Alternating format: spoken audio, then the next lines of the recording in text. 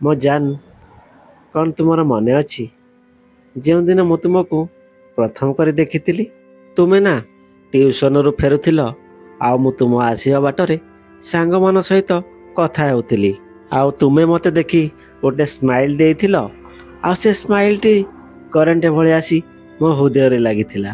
ଆଉ ସେଇଦିନ ତୁମକୁ ମୋ ହୃଦୟ ଦେଇଥିଲି। ତାପରେ ପୁଣି ସେଇ ଆସିବା ବାଟରେ ମୋତେ ଡର ଲାଗୁଥିଲେ ବି ମନରେ ସାହସ ଭରି ତୁମକୁ ପ୍ରପୋଜ କରିଥିଲି। ତୁମେ କିଛି ନ କହି ଗୋଟିଏ ସୁନ୍ଦର ସ୍ମାଇଲ୍ ଦେଇ ସେଠାରୁ ଚାଲି ଯାଇଥିଲ। ମୁଁ ଜାଣିପାରିଥିଲି ତୁମେ ମୋତେ ବହୁତ ଲାଇକ୍ କର, ଆଉ ଯେତିକି ମୁଁ ତୁମକୁ ଲାଇକ୍ କରେ।